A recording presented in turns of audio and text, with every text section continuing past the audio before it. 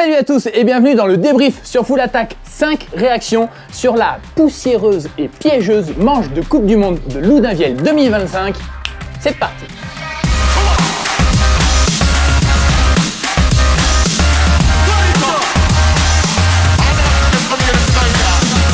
Et ouais, vous rêvez pas, j'ai bien mis poussière et Loudunvielle dans la même phrase parce que c'était ça la grosse sensation du week-end. Pour la première fois, la course de Loudunvielle s'est disputée sur un terrain sec et sous le soleil. D'ailleurs, si on pose la question à Alex Rudeau, par exemple, qui est ambassadeur des lieux, il n'avait jamais roulé les trails du coin dans des conditions aussi sèches et aussi cassantes. Donc ça fait un gros contraste par rapport à ce que les pilotes ont pu connaître de Loudunvielle des dernières années et encore même un gros contraste, une trentaine de degrés par rapport à ce qu'ils ont connu il y a 15 jours à Bielsko-Biała en Pologne pour l'ouverture de la saison. Bon mais alors, qu'est-ce que ça représente comme défi pour les pilotes, cette sécheresse?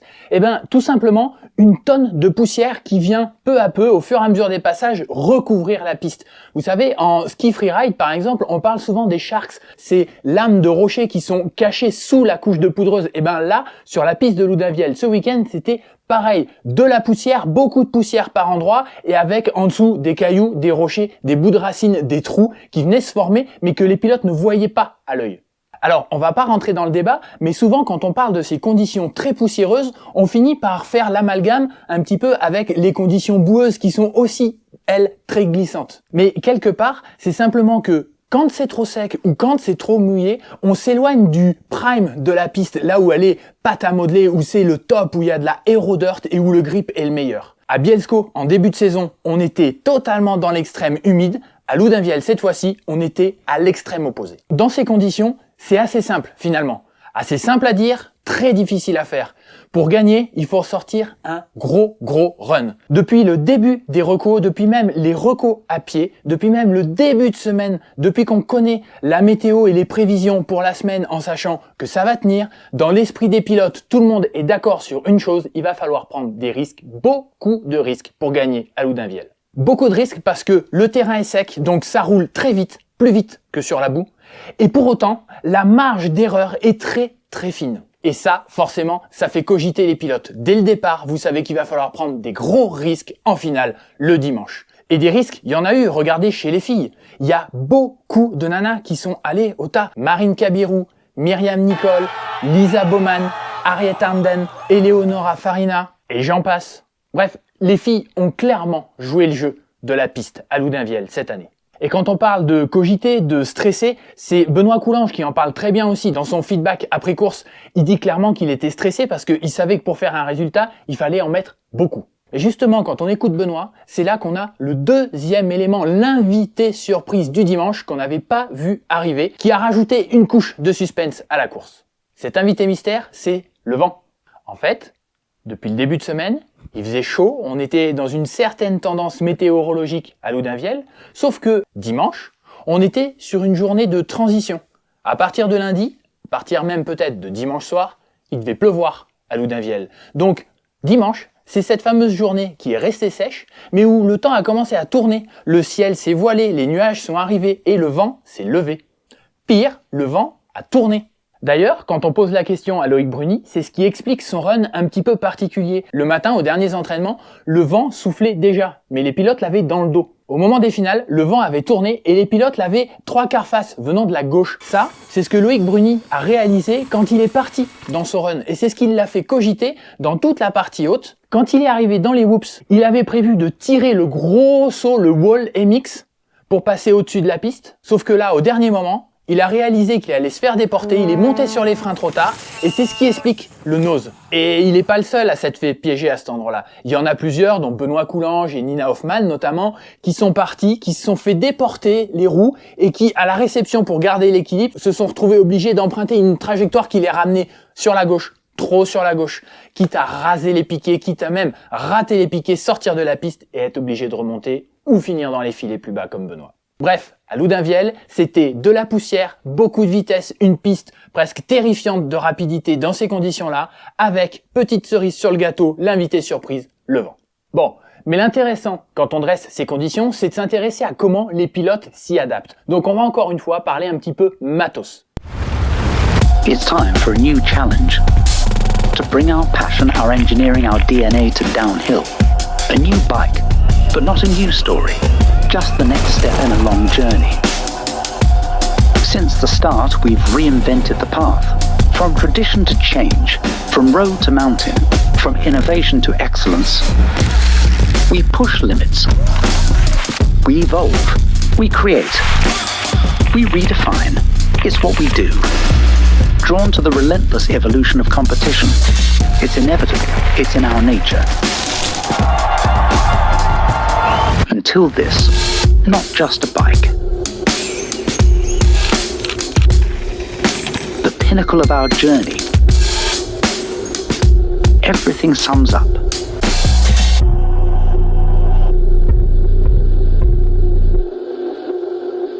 Sur une manche de Coupe du Monde, c'est toujours pareil. Il y a ce que les teams, les marques et le microcosme veut mettre en avant et il y a ce qu'ils font vraiment pour gérer le jour J, le bon élément qui va faire gagner la course. En l'occurrence, il faisait chaud, c'était très estival, c'était même parfois un petit peu étouffant à Loudunvielle ce week-end.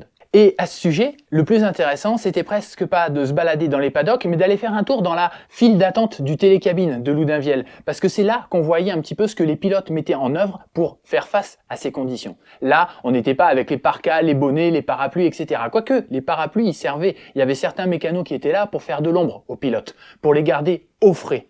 Bonne première intention. Mais il y en a d'autres qui allaient un petit peu plus loin que ça. La serviette humide sur la nuque ou alors le gilet réfrigérant. J'en ai vu plusieurs avec ces éléments-là sur le torse pour garder le corps le plus tempéré possible. Ne pas prendre un coup de chaud en attendant sa cabine.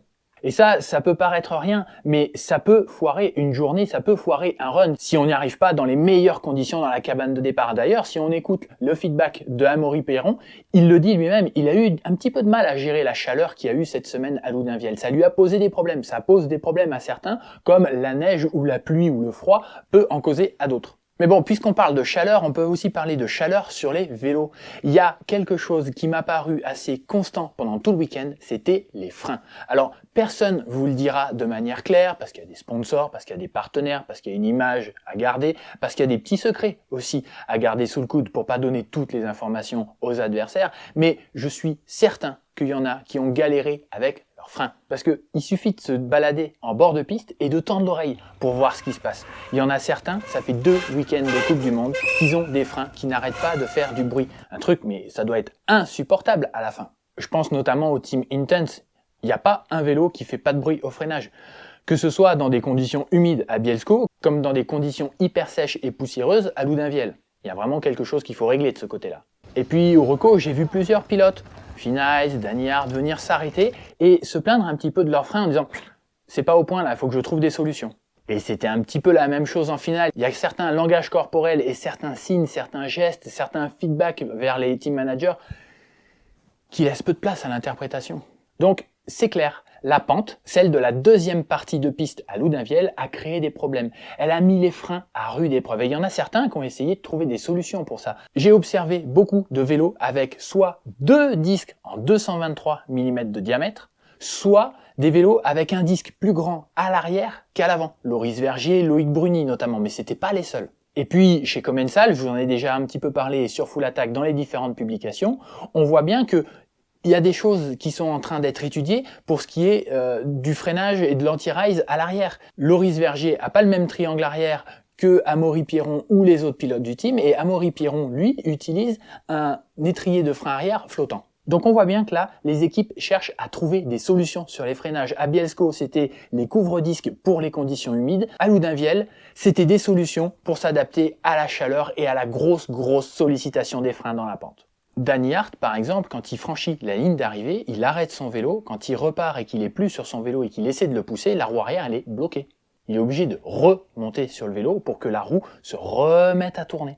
Bon, et après, c'est normal aussi. Malheureusement, on est dans un monde marketing où il faut préserver l'image de marque de beaucoup de choses. Et en même temps, on est dans un sport qui se veut être la F1, qui se veut repousser sans cesse les limites. Mais on repousse les limites des pistes, des athlètes, mais aussi du matos. Donc forcément, tout ce qui est sur les vélos à l'heure actuelle, c'est mis à rude épreuve, c'est là pour être challengé et c'est là pour progresser. Ce que je vous dis, c'est que j'en ai vu qui étaient en difficulté, normal, logique, qui étaient poussés au-delà de leurs limites à Loudunvielle et que on voit qu'il y a encore du boulot et qu'il y a forcément des choses qui vont évoluer de ce côté-là. Mais quelque part, je pense que c'est bien de laisser une petite pierre, de laisser une petite marque et de dire que, dans la saison, il y a Val d'Isole qui est réputé pour être compliqué. Mais là, Loudunvielle, ça a commencé à pousser des bases. Et pour les prochaines années, ok, jusque-là, maintenant, Loudunvielle, c'était la réputation d'une piste hyper humide, qui pouvait être hyper boueuse, qui pouvait être compliquée parce que les conditions dans cette région sont parfois compliquées, climatiques. Mais là, on a déplacé la date, maintenant on est au mois de mai, on n'est plus au mois de septembre,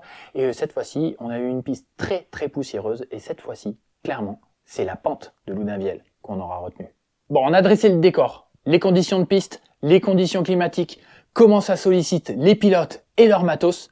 La question maintenant, c'est ce qu'ils en ont fait, comment ils se sont débrouillés dans telles conditions, quel est le spectacle qu'ils nous ont offert. Et bien pour ça, pour avoir un petit aperçu de tout ça, voire même un résumé en miniature, il suffisait de regarder la course des juniors.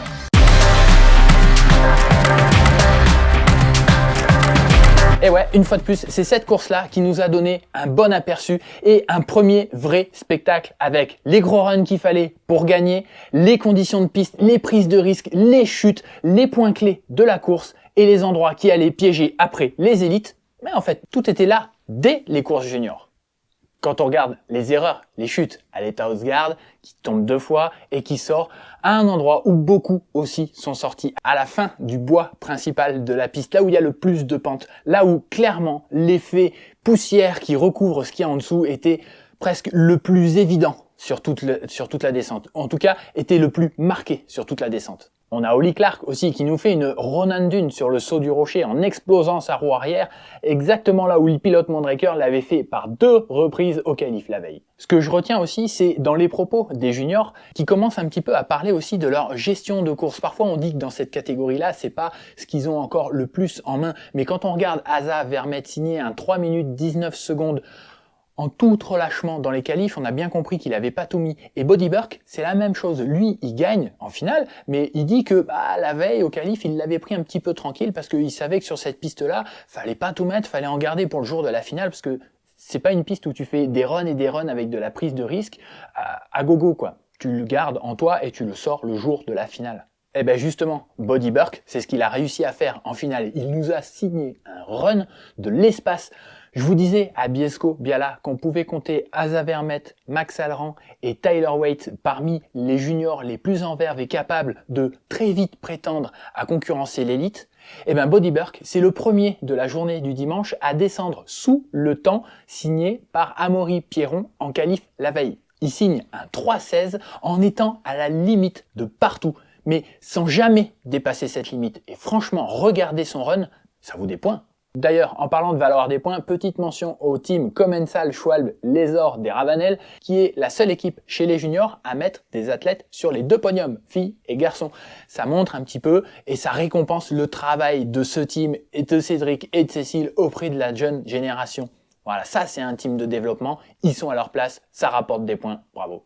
Bon, mais je vous avais aussi promis pas mal de rebondissements dans la course des juniors. C'est ce qui s'est passé avec Asa Vermette, qui nous fait une nouvelle glissade après Bielsko-Loudunvielle. Ça fait 2 courses avec des points, des gros points qui s'envolent pour l'américain. Et puis, pour vous dire que la course junior, c'est vraiment la course des pros en miniature, eh ben, il y a aussi ceux qui savent gérer, les frères Alran, qui signent des beaux runs, qui prennent des gros points et qui occupent la tête du classement avec Max, toujours dans le maillot vert de leader.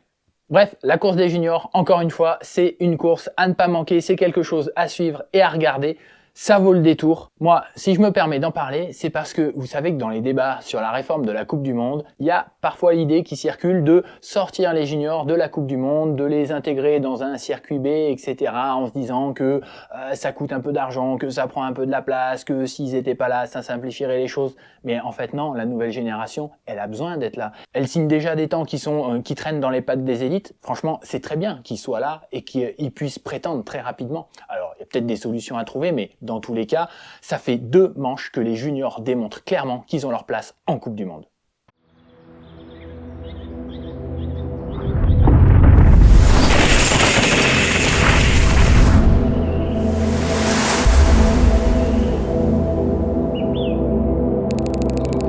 Words go here.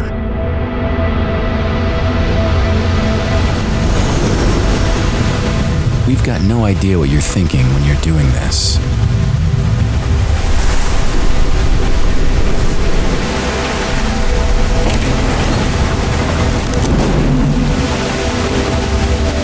can you put into words a feeling that defies definition?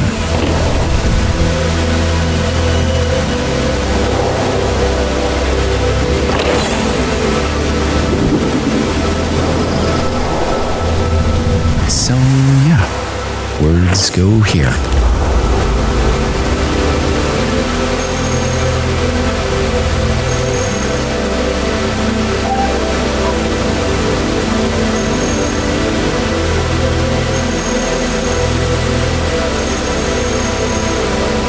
The all-new Speedframe RS.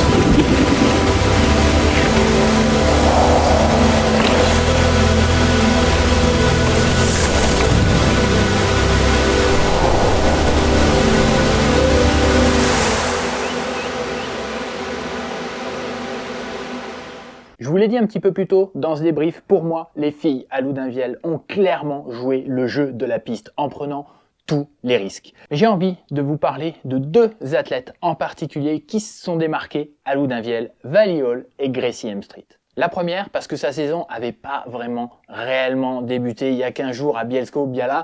On l'avait vu notamment en difficulté en finale et on l'avait pas vraiment reconnu. Alors certes, il y avait cette histoire de masque, mais ça faisait pas tout. On sentait clairement que l'engagement y était pas. Et franchement, à la base, à Loudunvielle, Vali Hall était un petit peu dans la même dynamique. Elle le dit elle-même dans son feedback samedi, en sortie des qualifications, elle était au fond du trou. Elle ne comprenait pas. Elle roulait, elle faisait tout ce qu'elle pouvait, et pourtant quand elle regardait les chronos, elle n'était pas dans le coup. Eh bien, elle a sacrément rebondi, parce que ce dimanche, elle a posé un run très solide. Sur le haut de parcours déjà, elle fait un sacré temps, et quelque part, au pédalage, sur les sauts et dans le vent, c'est là qu'on l'attendait le plus. Par contre, une fois qu'il a fallu plonger dans la pente, c'est là qu'elle s'est révélée. Elle avait du temps d'avance, et c'est quand les inters suivants sont restés au vert, ont continué à être dans le vert, qu'elle s'est révélée et qu'on s'est dit « Ah, ça y est, là elle tient quelque chose ». Elle l'a tenue jusqu'à la ligne et elle fait un gros run. Alors si je parle de Vali et si je souligne son rebond, c'est aussi pour donner de la valeur au run de Gracie M Street. Alors ce qui est marrant avec Gracie, c'est qu'elle signe le moins bon temps intermédiaire du premier secteur. En haut, dans le vent. Elle est 15e sur 15 et elle prend un sacré tir quelque part. Mais entre le vent qui souffle, son petit gabarit, ça peut s'expliquer. Mais alors, ce qu'elle a posé derrière, un régal. Et quand on regarde les courbes de la course, c'est assez clair. À partir du moment où ça penche, Gracie M Street est devant. Elle ne fait que grappiller le temps de retard qu'elle peut avoir sur Vali Hall et quelque part, dans les deux derniers intermédiaires, elle finit par passer devant, elle tient bon jusqu'au bout et elle remporte sa première manche de Coupe du Monde élite. Bon, mais quelque part, c'est pas une surprise non plus. Gracie M Street, elle l'a déjà démontré sur la hardline et elle l'a déjà démontré par le passé à Val d'Isole notamment, où on l'avait vu en verve, même si jusque-là, ça avait pas encore exactement payé au plus haut niveau. Gracie, c'est un petit gabarit, c'est une fille hyper technique, c'est une fille hyper engagée et quand ça penche, un petit peu à l'image de ce qu'on peut parfois dire de Camille Balanche, plus c'est technique, plus il y a de la pente, plus on peut compter sur elle, et elle l'a démontré à Loudunvielle. D'ailleurs, quand on reprend les chronos de Camille Balanche et de Gracie M Street, ça démontre bien aussi qu'à Loudunvielle, c'était pas forcément le premier secteur qui comptait, le haut, la première partie à plat. Par contre, la course, elle se jouait dans la pente une fois que ça penchait. Ça, c'était anticipé par tout le monde avant même le début de la semaine et ça n'a fait que se confirmer tout le week-end.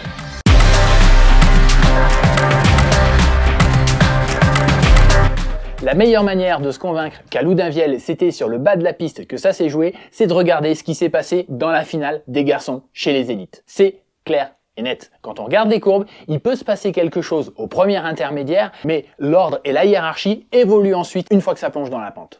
Et à ce jeu-là, clairement, c'était la grosse sensation Jackson-Goldstone. Alors pour le Canadien, le début de saison, retour de blessure, était un petit peu compliqué à Bielsko-Biała. Par contre, je peux vous dire qu'en bord de piste, ça s'est très vite vu à Loudunvielle qu'il était là pour jouer quelque chose et qu'on allait peut-être retrouver la grosse pépite qu'on connaît chez lui. Vous savez, ce fameux passage qui a causé des soucis à Nathan Ponviane, à Myriam Nicole, à Marine Kabirou. Goldstone, moi je l'ai vu à cet endroit-là, c'était premier ou deuxième passage, en tout cas c'était premier début des entraînements, passé en volant. Premier à tirer et à faire poum. Ouah, ça volait déjà clairement en piste. Et après, quand on regarde les chronos des qualifs, il est certes pas devant vraiment en évidence au milieu des Frenchies qui squattent les premières places. Par contre, ce qu'il faut regarder, c'est que il perd du temps en haut, mais qu'à partir du moment où ça plonge dans la pente, il reprend une demi-seconde à tout le monde. Une demi-seconde à rythme de qualification. Ça veut dire que à rythme de course, ça peut faire éclater le chrono. Et d'ailleurs, c'est ce qui s'est passé. En finale, il déchire tout. Pour autant, j'irai pas jusqu'à dire qu'on a retrouvé le très grand Jackson Goldstone. Il est de retour aux affaires, il gagne la course, il signe un run de l'espace. De là à vous dire que c'est un run pour l'histoire historique qui restera dans la légende, non. Notamment parce que il a son style caractéristique avec les genoux très ouverts, mais là, cette fois-ci, on a l'impression qu'il roule encore un petit peu plus, comme s'il cherchait encore un petit peu à assurer des choses. Et il y a d'autres endroits, si vous regardez bien, c'est marrant, il roule un peu comme un Égyptien là. Il se fait tellement embarquer par le vélo qu'il se retrouve presque de profil. Forcément, j'exagère, mais c'est ces petits signes-là qui font dire que, ok, il est de retour, ok, il a signé un gros run, c'était hyper impressionnant, mais c'était pas un next level de maîtrise. Et c'est presque paradoxal à dire parce qu'il a fait ce qu'il fallait, il a pris tous les risques pour gagner ce week-end à Loudunvielle et pourtant quand on regarde dans les petits détails, on sent que ok il a joué avec la limite mais que cette limite elle l'a un petit peu embarqué comme parfois il sait ne pas le faire. Si on reprend sa victoire au Mont-Sainte-Anne il y a quelques années par exemple, là il était clairement au-dessus du lot mais il se faisait pas embarquer comme ça, il n'était pas à cette limite là. Alors ok, autre piste, autre contexte, autre niveau de forme. Mais pour moi, ça veut dire qu'il a encore une marge de progression dans cette saison. Attention. Faudra voir s'il retrouve la régularité qu'on lui avait un petit peu connue à un certain moment. Voir si le momentum se poursuit dans la saison, des Leogang d'ailleurs. Bon, mais dans tous les cas, dans cette finale élite, il y a d'autres choses à dire intéressantes. La première chose, c'est que, ok, Jackson fait un gros passage dans le bois, dans la partie intermédiaire de la piste. Mais c'est clairement dans les deux derniers inters qui gagnent la course aussi. Parce que il y en a beaucoup qui, une fois plongés dans la pente, ont fait beaucoup de choses, mais qui, une fois sortis du bois, arrivés sur le replat, se sont dit, bon, ça y est, c'est bon, j'ai fait le job. C'est là que Goldstone, lui, il continue à pousser. Le saut du rocher, l'appui avec le trou en dessous qu'il arrive à éviter en passant au-dessus alors qu'il y en a beaucoup qui sont allés taper dedans. Et tout le bas de la piste, je veux dire, il reste à balle. Et quand on regarde les courbes de la course, c'est là que ça se joue. C'est là qu'il fait, lui, la différence sur Amaury Pierron, par exemple, qui avait capitalisé sur son avance en haut. Mais c'est aussi là que, par exemple, un Jordan Williams fait la diff et gagne son podium. Et puis, forcément, dans la même veine, c'est là que Nathan Ponvian signe son premier top 5 en Coupe du Monde, ce qui, avec les règlements des années précédentes, aurait valu son premier podium en Coupe du Monde. Et puis si vous ne l'avez pas vu, il faut absolument voir le passage de Nathan dans le bois principal. C'est vraiment pas passé loin. Mais quelque part, c'est ça qu'il fallait aller chercher à Loudunvielle ce week-end. Et franchement, il nous a régalé. Bon, dans tous les cas, ces mecs-là, ils avaient compris que non seulement il fallait faire la pente, fallait prendre tous les risques dans la pente, mais en plus de ça, fallait pas lâcher, il fallait pousser jusqu'en bas. Quelque part, c'est peut-être ce qui a manqué à Amaury Pierron. Alors, quand on reprend les Frenchies, les mieux placés, franchement, au bout d'un moment, forcément, c'était Amaury qui avait le meilleur profil pour signer quelque chose à Loudunvielle, parce que lui, on sait que dans un grand jour, il est capable de sortir des runs de fou. De ce côté-là, il nous a pas déçus, parce que franchement, il l'a dit lui-même, il a tout mis. Il a mis tout ce qu'il avait. Alors, il en a manqué un petit peu, on l'a vu vis-à-vis de la concurrence, mais c'était quand même un gros run, et c'était du grand Amaury Pierron ce week-end aussi à Loudunvielle. Amaury, certes, gagne pas la course, et c'est pas passé très loin. Par contre, il y a quelque chose de très important, c'est que il fait 3 en Pologne, il fait 2 à Loudunvielle, c'est lui qui repart avec le maillot de leader de la Coupe du Monde, et qui maintenant va rouler en vert à Leogang. Bon, tout ça, on en reparlera sur Full Attack. On va laisser passer la manche de Leogang qui arrive très vite. Et après ça, on fera un petit point avec les graphiques qui vont bien sur l'évolution du classement général pour voir la hiérarchie qui se dégage en ce début de saison de Coupe du Monde de descente VTT 2025. Allez, je vous laisse. Dites-moi ce que vous en pensez en commentaire, ce que vous attendez de la suite de cette saison, de ce que vous pensez de ce débrief sur Full Attack. Moi, je vous dis à la prochaine. Ciao, ciao!